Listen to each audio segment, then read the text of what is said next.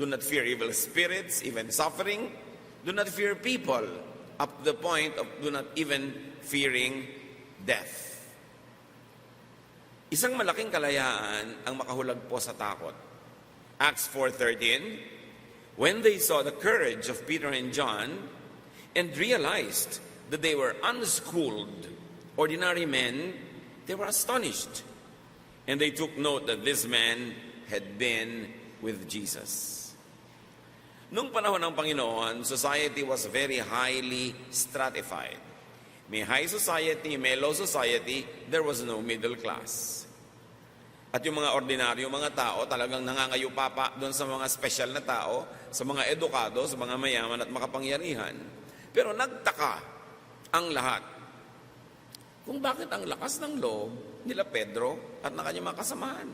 Para mga walang takot, walang inferiority complex. Walang pangamba, hindi nangangayupapa, hindi mapigil. At yun ang kanilang nasabi, kaya pala, mga tagasunod to ni Jesus. Si Jesus mismo na walang takot, maging sa kamatayan, natural ang kanyang mga tagasunod ay natanggalan din ng takot sa maraming bagay. To be with Jesus means to have no fear. Kaya hindi bagay sa mga Kristiyano yung marami pa mga fears o kaya hindi man lang nababawasan o humihina ang mga takot nila. More of Jesus means less fear. Pag sobra tayong natatakot, alam na natin ang dapat na reseta, dagdagan ang pananalig, dagdagan ang paglapit kay Jesus.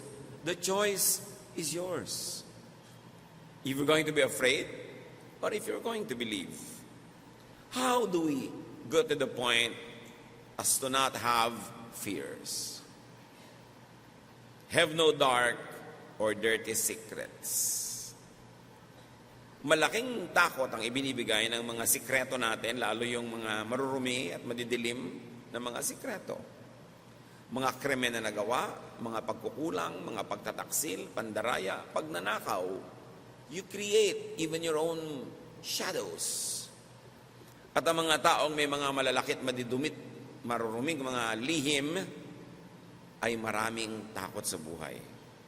John 18:20, but Jesus told him, I have spoken freely in front of everyone. I have not said anything in secret. Mas maraming sikreto ang tao, mas maraming dapat itago. Mas maraming dapat ikatakot na mabunyag.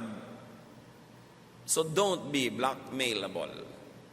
Ang nabablockmail lang naman yung merong malaking lihim na sa takot niyang mabunyag, babayaran niya ng anuman, susuhulan niya, tatakpan niya ang bibig ng sino mang gustong magbunyag sa kanya. Blackmail draws strength from people's secrets and fears of being found out. Kahit pa yun ay political, social, or emotional blackmail. Numbers 32:23, you may be sure that your sin will find you out. Lalabas at lalabas ang totoo, mabubunyag at mabubunyag ang katotohanan. So no fear means no deception. Gusto mong mabuhay ng malaya sa takot, huwag ka mandaya. Huwag ka magnakaw. Huwag ka mang-umit. Huwag ka manlinlang. Dapat totoo ka, hindi ka fake. 1 John 2:27, His anointing is real, not counterfeit. At yan ay isa sa mga pinagmumula ng lakas ng loob ng Panginoon kasi totoo siya.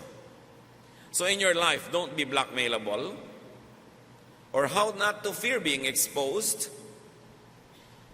Look at the positive side of being found out. Freedom. Kung meron kayong lihim na malaki, bawasan ninyo ang mga dalahin yung takot. Huwag na kayong sobrang matakot na mabisto kasi pag nabunyag na kayo, makakalaya na kayo, finally. Kung minsan hindi nyo naman papalayain ang sarili nyo, binubuhat nyo yung malaking lihim na yan forever, and then may nagbunyag sa inyo o bigla na lang na-expose, alam nyo ang tunay na effect noon?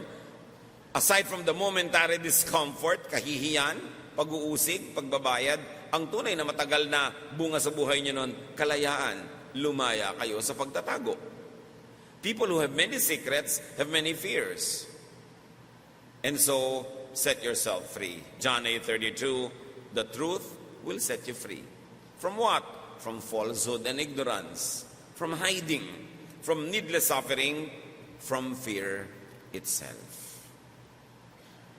Kaya kung meron kayong dapat ipagtapat nyo na. Para matapos na ang inyong pagdadala. Kung dapat kayo magbayad o magmulta, magbayad kayo at magmulta. Dahil kahit hindi kayo nagbabayad o nagmumulta, mas malaki pang binabayad nyo sa pagtatago ng isang sikretong nagpapahirap ng inyong loob, lumilimita sa inyo, naggagapo sa inyong buhay. How else do you get to a lifestyle of no fear? Have no weakness. In other words, have strength. Be perfect on your own. Pero alam naman natin lahat, mahirap maging perfect. Mahirap maging strong because even God remembers that we are dust according to Psalm 103:14. So, have strength borrowed from Jesus. Isang weakness natin yan. Isa natin yan na kinakatakutan na meron tayong weakness. Ang solusyon, maging malakas ka.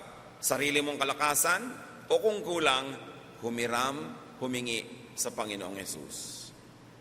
You want to be free from your fear of being weak? Accept your weakness, your imperfection, and depend on Jesus after you have done everything that you could. Improve yourself, strengthen yourself, fortify yourself, and then for all else that is missing or lacking, ask Jesus to fill you. Matthew 7:1, ask and it will be given you. Sabi ng Panginoon. 2 Corinthians 12:10, because when I am weak, then I am strong. Ito ang realization ni Paul. Sabi niya, ang dami-dami kong kahinaan, at kahit anong gawin ko, hindi ko mapalakas yung kahinaan na yon. So dumarating ako sa puntong wala na akong magawa, kundi iasa na lang kay Jesus yung kahinaan.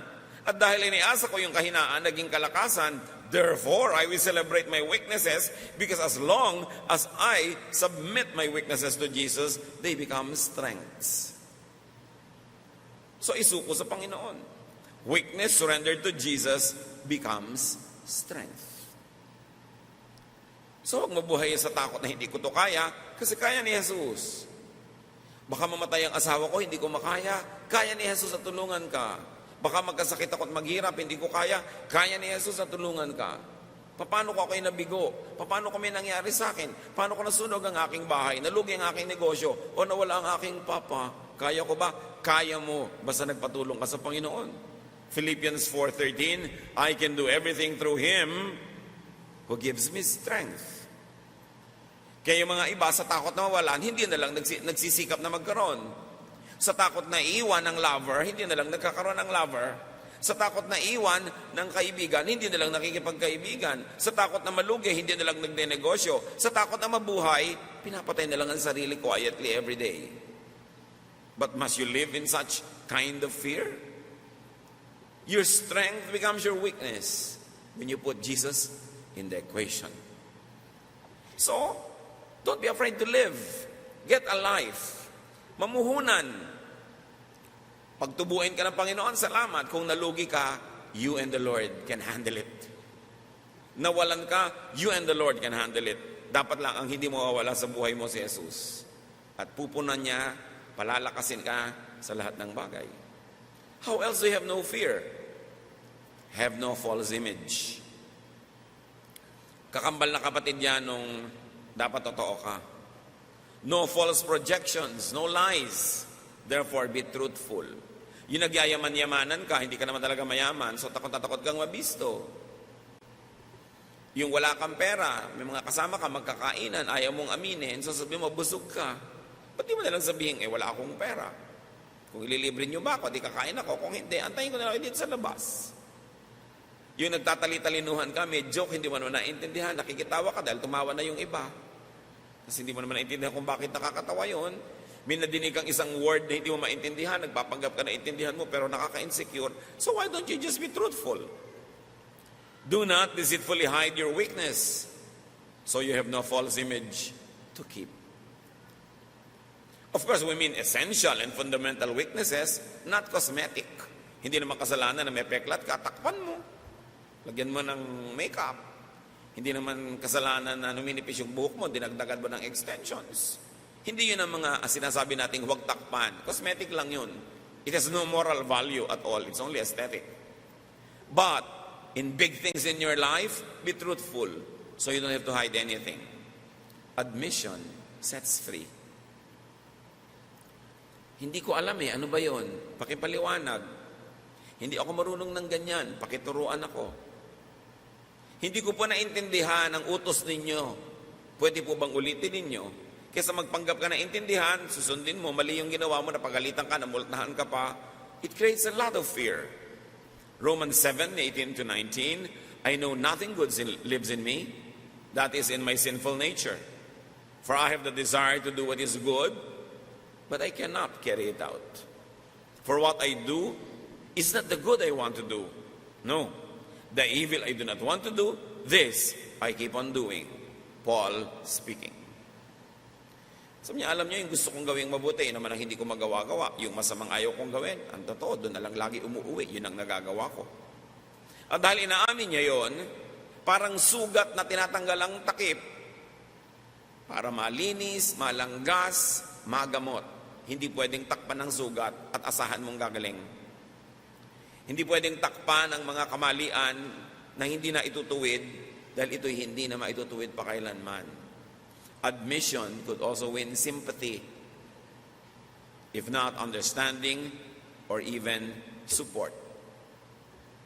Pag inaamin mo, mas meron pa mga simpatya sa iyong tao. Alam niyo mga kapatid ko, ang dami niyo mga katangian. Ano ba ang talino niyo? O ang yaman ninyo? O ang ganda ninyo? O napakamatagumpay kayo? Maraming mainggit sa inyo. Doon sa mga potensyal na mainggit, makabubuting umamin kayo ng ilang mga kapintasan. Sa mga kumari mo na inggit, yaman ka ng yaman, pwede mong masabing, alam mo, ang totoo niyan, hirap na hirap ako kasi ang dami-dami ko ring kargo. O pwede mong sabihin, ang dami-dami ko ngang pera pero hindi kami nakakasundo ng asawa ko. Yung totoo lang. Pag nakita ng mga tao na mga kandidatong mainggit sa inyo na meron din kayong mga kulang at mga kapintasan, mababawasan yung inggit nila, baka maging supportive pa sila sa inyo. Maling-mali yung mga tao na nagkikreate ng Superman, Superwoman image. Yung I can do everything, I can handle everything, ang talino ko, ang galing ko, ang husay ko, efficient ako. Actually, wala namang matutuwa sa inyo kundi amon nyo. Kung pinapakinabangan kayo dahil ang galing-galing nyo at ang husay-husay nyo. Pero yung mga karaniwang tao, mga kaibigan, kapwa manggagawa, maiinis pa nga sa inyo yan So hayaan nyo nang makita ng mga tao yung mga pingas. Pag kami naiinggit dahil ang ganda-ganda mo, ipakita mo yung peklat mo. Ito nga, operasyon ko. May peklat akong pagkalaki-laki. Ay, may peklat pala siya. Natuwa pa ngayon siya na may peklat ka. Hindi na siya mainggit sa'yo. Pero yung nagpapa-impress ka sobra, puro maganda lang ang pinapakita mo, yung mahusay lang, yung kalakasan mo, walang matutuwa sa'yo. It's wrong to always project a Superman or Superwoman image because you will only inspire jealousy. But when you show a little bit of your weakness, when you admit little bits of your imperfections, people tend to be kinder to you. Waiter, gutom na gutom ka, gusto mong madali. Alam mo, meron akong diabetes, bumababa na yung sugar ko. Ayan o, namamatay na ako. Pakidalian mo naman. Baka dalian. Pero yung pag-aamu-amuhan ka lang, bibilisan mo, baka hulugan pa niya ng ipis yung sopas mo at tanggalin niya ulit pag malapit na sa'yo. It's always good to admit a little bit of imperfection because the truth is, may imperfection naman talaga tayo. Ipakita mo. Yung mga inggit na inggit sa mukha mo, siguro nagbobotox yan. Siguro nag-stem cell yan. Ipakita mo yung mga kulubot na sa malayo hindi kita para makita na, ay, may kulubot din naman pala siya. Alam niyo yung mga tao, pag nakakita sila ng mga kapintasan nyo, sumasaya sila. Pero pag mukha kang perfect, nabubwisit sila sa inyo. So, bakit mo sila iinisin? Show a little bit of this and enjoy your life. And work hard at being what you should be instead of hiding what you are. Nakakapagod magpanggap. Maraming calorie at energy ang nauubos sa pagpapanggap. Ba't hindi nilang ubusin yon sa self-improvement? Mapapagod ka rin lang itago yung totoo, ba't di ka nalang magpagod na gawing totoo yung image mo? How else do you have no fear? Have no loss. Isa sa mga takot natin, mawalan, manakawan, maagawan. So you don't want to fear? Don't lose anything. But you will say, imposible naman yun. Sabi nga ng iba, something's lost and something's gained in living every day. Sure. So have no loss, or how do you have no fear? Don't be afraid. Be ready to lose things. To lose people. To lose ideas. Natatakot ka na baka kung magmahal ka ay mawala din siya. Hindi ka na lang tuloy magmamahal. E di magmahal ka, pero ihanda mo loob mo na pwede siyang mawala. Pwede siyang agawin ng kapitbahay, o agawin siya ng kamatayan, o agawin siya ng iba niya mga pangarap. Pero at least 1, 2, or 3 days, nagmahala na kayo, huwag kang matakot na mawala yon. O maghanda ka na pwedeng mawala. Ganun talaga. Don't be too attached. But the other extreme is not to be attached at all. Be attached, but be ready to be detached when the time comes. Because nothing is forever. Nothing could be borrowed from the earth forever. Ibinabalik lahat. Pati ang hinihiram mong tubig na iniinom, ipapawis mo rin o ilalabas na rin sa iba't ibang paraan ng iyong bodily functions. Lahat ng kinain mo, ilalabas mo rin. Walang nahihiram forever. Yung tubig na ininom mo, sandali lang yan sa loob ng katawan mo, ilalabas mo rin yan. Tao, bagay, karangalan, kasiyahan, puro hiram. Huwag kang matakot magsole na hindi ka na tuloy gustong manghiram. Manghiram ka. At pag oras na ng solian, isoli mo. 1 John 2:15, do not love the world or anything in the world. Exaggeration siyempre yan. Ibig sabihin, do not love it to the point that you're enslaved and you're already tortured just by the idea of losing it. Hiramin at pag oras ng solian, isole. Not having no fear is having nothing to lose or the readiness to lose, therefore no deep attachments. Tanggapin mo sa simula pa lang that nothing is forever. How do you have no fear? Have no defeat. Lagi kang manalo. Always be victorious. But again, you will tell me, imposible naman yon. So how do you have no fear of defeat? Either you always be victorious or be ready to be defeated. Do your best. Pag natalo ka, sa mo natural. You don't win all the time. You win some, you lose some.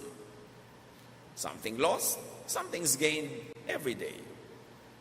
Yung iba ayaw na lang matalo, hindi na lang sila tuloy tumatakbo sa karera, hindi na lang sila nakikipag-compete, hindi na lang sila nabubuhay. Join, at kung natalo ka, of course. May mga araw na talo ka, may mga araw na panalo ka, at tanggapin mo sa fact na mas madalas talo. Kasi by virtue of statistics, isa lang naman ang nananalo.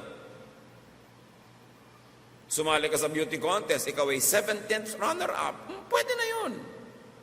Kasi hindi ka na sumali kahit kailan sa takot mo. So either you have victory or be ready not to win all the time. When you always do your best and that somewhere in your heart you are ready not to win all the time, you will be happy and you will be fearless. Ecclesiastes 9:11, the race is not to the swift or the battle to the strong, but time and chance happen to them all. Sabi, hindi ko mo mabilis kang tumakbo, mananalo ka sa karera. Hindi ko mo makalakas ka, mananalo ka sa giyera. Ecclesiastes 9:11, Contemporary English Version says it better. We each have our share of bad luck. Inaalat lang talaga. Inalat ka, di sorry. Next time naman, baka iba. Tuwing sisikat ang araw, o tuwing lulubog ito, no matter what time of the day you start working and living, always be ready to win, but always be ready to lose. Participate in life. Give your best. You don't always get the best back. But when you always give your best, you will never get the worst. Ang batting average mo magiging mataas. How else do you have no fear? Have no pain. Diyan tayo takot sa pain. Have a painless life. But then again, you say, hindi naman pwede yon. Sabi ng Ecclesiastes 2:23, all of man's days, his work is pain and grief. Even at night, his mind does not rest. So ang tao talaga may kakambal ng mga hirap at sakit. So how do you experience a life of no fear? Well, have no pain, which is impossible, or develop and have a high threshold and tolerance for pain. Takot ka masaktan, edi huwag ka masaktan, pero imposible, masasaktan ka rin, pues mag-practice ka. Develop some callus protection. Parang paa na laging nakakaskas ng sapatos, nagkakakalyo. Yung kamay na laging gumagawa, nagkakakalyo, para hindi na siya laging masaktan. Lagyan niyo naman makalyo yung puso nyo here and there, para hindi kayo maramdamin. Ganun talaga ang buhay. Be ready to get hurt. Pag nagmahal ka, be ready to get hurt. Pagka nagnegosyo ka, be ready to get hurt. Kasi lagi nang merong akala mo kung sino. May bibiling hindi magbabayad, may supplier na hindi magsusupply o magde-deliver on time. Laging merong paraan para tayo masaktan. Kung magiging sensitive ka at balat sibuyas, wala ka nang gagawin araw-araw kundi umiyak. O magtatago ka sa loob ng lungga para di ka na masaktan muli. Buhay ka nga. Pero anong klaseng buhay naman yon? Yung nakatago ka lang sa loob ng lungga. So ganoon talaga ang buhay. Lalo kung susuong ka sa romance o business o competition, be ready to get hurt. Enjoy the fun, enjoy the pleasure, enjoy the joy, the happiness, but be ready to get hurt. Patay na lang ang hindi nasasaktan. Habang nasasaktan ka pa, meron ka dapat ipagpasalamat. Ibig sabihin, buhay ka pa. Nakakaramdam ka pa.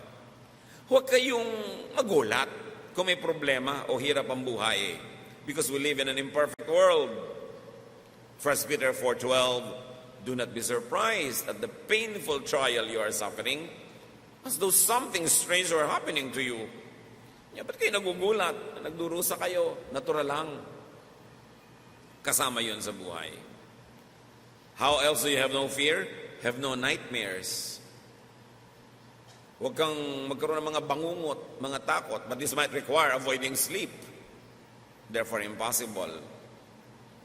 So therefore, dapat no sad, no bad, no dark imaginings. Pero kahit naman anong iwas ang gawin mo, sumasagi pa rin sa isipan mo ang mga nakakatakot, mga hirap ng loob. So ano na lang gagawin mo? Either have no nightmares, which is impossible, or just choose your focus. Binangungot ka, nagising ka, edi uminom ka ng tubig, matulog ka ulit, hoping that you will dream of nicer things. Or always refocus when the view is ugly. Pag sumasagi sa isipan natin yung mga nakakatakot na bagay, di naman talaga naiiwasang sagian ka kuminsan, pero huwag mo nalang patagalin. Itaboy mo agad, palitan mo ng mga magagandang bagay. Hindi natin laging napipili kung ano ang mga isipin na dadaan sa pagitan ng dalawa nating tenga. Pero napipili natin kung alin yung pagtatagalin, kung ano yung i-entertainin. Philippians 4:8, keep your minds on whatever is true, pure, right, holy, friendly, and proper. Don't ever stop thinking about what is truly worthwhile and worthy of praise. So niya, may isipin ka na rin lang, ang isipin mo na yung maganda. Pwede ka naman mag-isip ng pangit. Ano naman mapapala mo kaya na iniisip mo? Pwede ka mag-alala tungkol sa kinabukasan. Ano naman ang mapapala mo? Wala pa yung kinabukasan, hindi mo naman alam kung yung inaalala mo matutupad o hindi. Pwede ka mag-alala tungkol sa mga sakit ng buhay mo nung araw, kaapihan mo, kalungkutan, pwede, pero ano naman mahihita mo na gawin yun? Wala ang asawa mo, pwede ka mag-alala na nagtataksil siya, pero ano naman ang nangyari sa'yo kung yan ang inisip mo? Mapipigil mo ba kung totoo? Ang masama na hindi pala totoo, pero nag-alala ka na rin. So, piliin ang iniisip. Disiplinahin ang utak. Parang TV channel, napupunta sa pangit, edi ilipat mo agad. Bakit mo tatagalan? Pangit pala. At yun ang kapangyarihan ng tao, napipili natin kung anong iniisip. Kung minsan, pag hindi ka nagbabantay, hindi mo napipili kung ano yung dumadapo. Edi itaboy mo agad, kasi pwede mong piliin kung sino yung pagpupugarin mo sa loob ng iyong utak. Mga ibon, dadapo-dapo, pero pag binugaw mo naman, umaalis. Pero pag pinamahay mo, magtatagal, mangingitlog pa. it's your choice. So how do you have no fear? Have more of Jesus. Gaano natin siya kakilala? Gaano natin talaga kala mo mga katuruan niya? And let Jesus have more of you. Isuko natin ang isuko, dagdagan ang pagsuko kay Jesus para siya ang makapanaig, siya ang maghari sa ating buhay. Because Jesus is the King of the no fear lifestyle. Know Jesus more, be closer to Jesus. John 16:33, Jesus says, I have told you this, so that you might have peace in your hearts because of me. While you are in the world, you will have to suffer. But cheer up, I have defeated the world. So niya, kaya ko ito sinasabi, para hindi na kayo dapat magdusa. Alang-alang sa akin at dahil sa akin, pwede kayong hindi magdusa tulad ng pagdurusang nararanasan nyo. So gano'n, habang nandito kayo sa mundo, tanggapin nyo na yung katotohanan na may pagdurusa. Pero huwag kayong siraan ng loob. Naghapi ko na, napagtagumpayan ko na ang buhay sa mundo. So what do you fear? Do not fear the past. Kasi tapos na. Alam nga namang i-replay mo pa yan, kasalanan mo na yon, tapos na eh. Na-rape ka minsan, 3 beses mong inisip, di naging 3 beses, 30 beses kang na-rape uli sa imagination mo. Nahulog ka minsan, uulit-ulitin mo sa isip mo, nagkakaulit-ulit yon. So huwag mo nang isipin sa isip mo para huwag nang maulit pa. Do not fear the future. Wala pa eh. Ba't ka naman natatakot sa wala pa? Pwede pa yun madirect, pwede pa yun maiba. And do not fear the present because you're very actively engaged in the present. Pwede kang maglagay ng input, pwede mong ibahin ng timpla, kasi present, kasali ka pa. So fortify and strengthen yourself. Palakasin mo ang iyong loob, patibayin mo ang iyong dibdib, palaguin mo ang iyong pananampalataya, mag-practice kang mahirapan, sapagkat ang mundo'y bayan ng hinagpis. Sabi ni Walagtas, mamamaya'y sukat ni bayan ng dibdib. Magpakatibay ka. Pagka merong nagtatakbuhan dahil may sunog na matutumba na siya, o matutumba ka, gusto mo maging uling, ayaw ko, bangon. Ayaw mo pala eh. Bumangon ka. Huwag ka maghina-hinaan dyan. Maraming kapangyarihan ang tao kung gugustuhin mong gamitin. Kita nyo, pag may mga sunog, pati nga refrigerator, nabubuhat ng isang payat na babae. Pag may baha, nadadala lahat. May kapangyarihan tayo. Choice mo na yon kung gusto mo maghina-hinaan dyan, maging anemic, o maging malakas ka. Kaya mo yon because you can do all things through Christ who gives you strength. Kaya yan.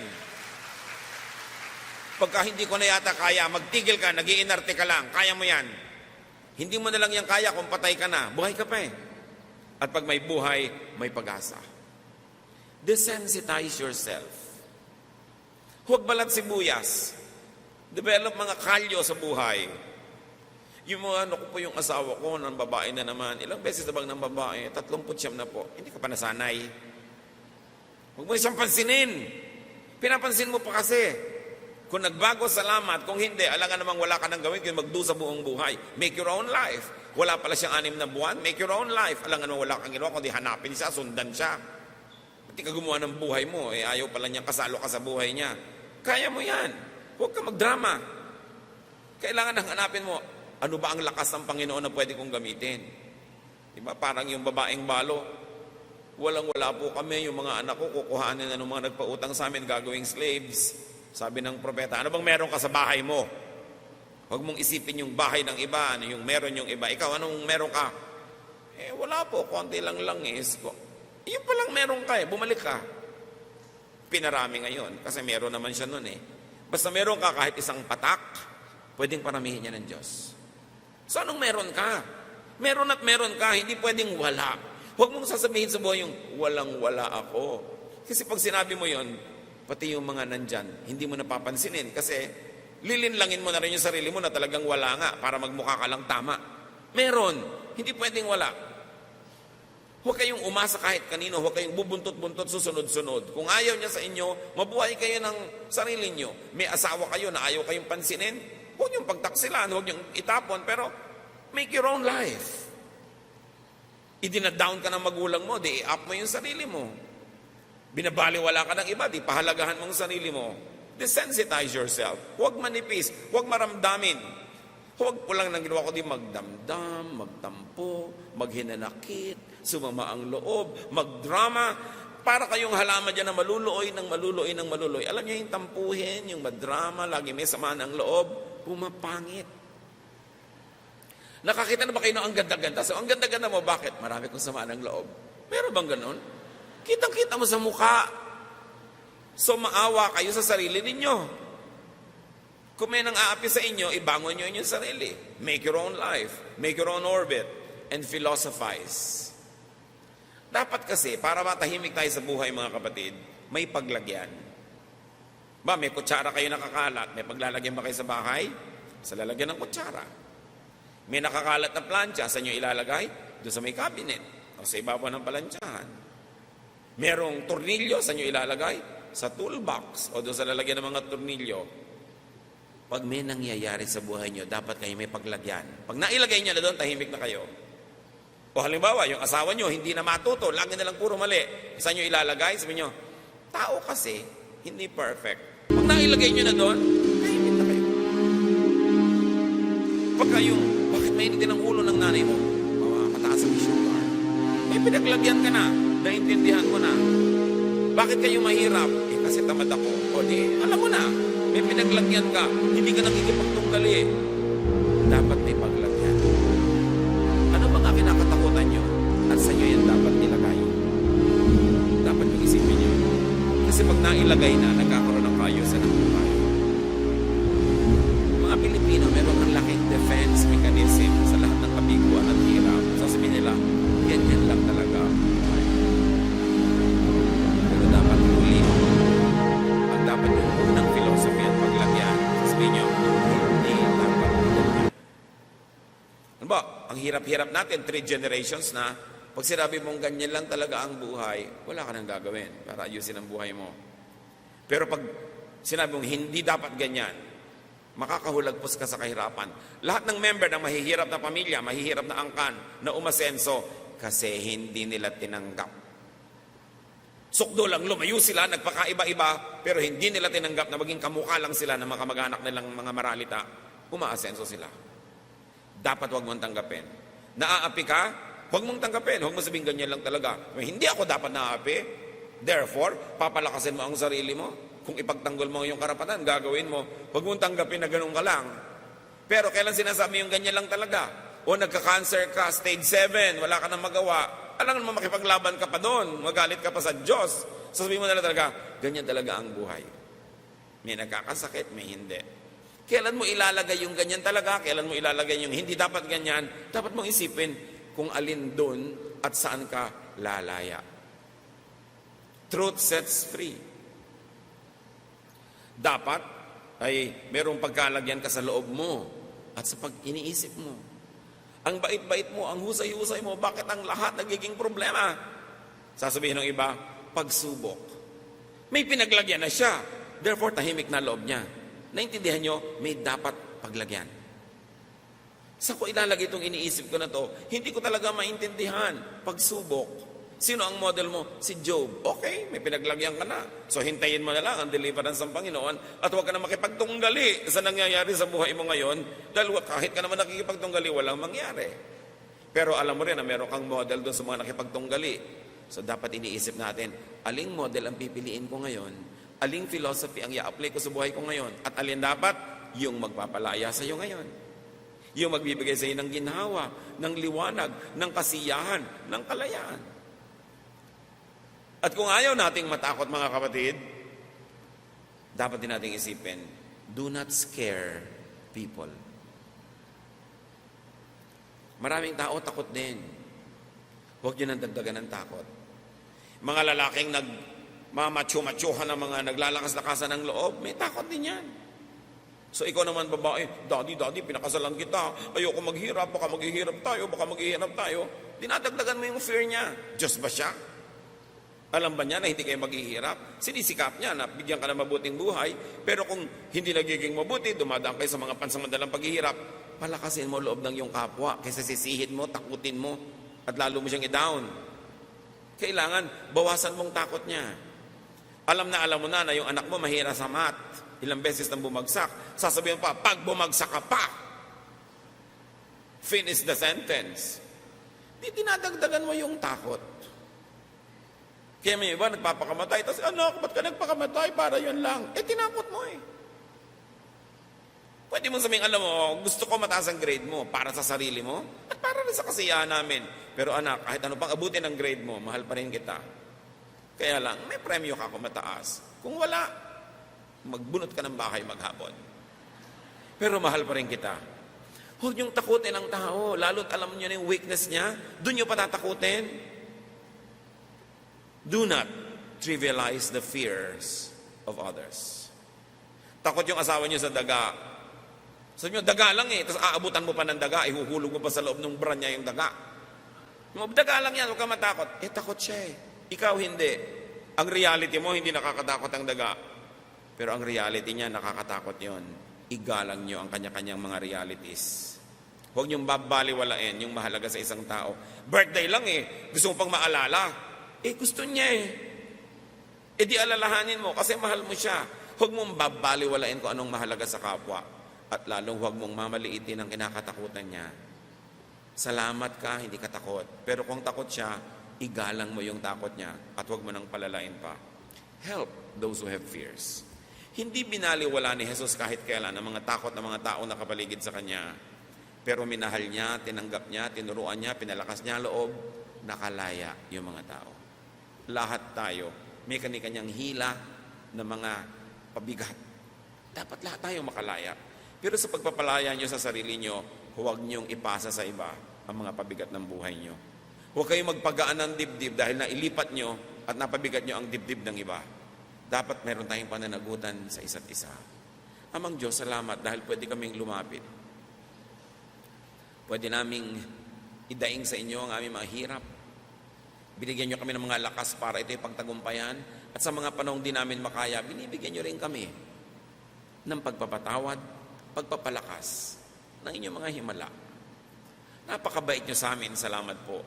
At nawa kung gaano kayo kabait sa amin, maging inspirasyon namin para maging mabuti rin kami sa aming kapwa. Palayain nyo kami, Panginoon, sa mga takot na kadalasan nasa isip lang namin. Set our minds free. Help us to clarify our thoughts.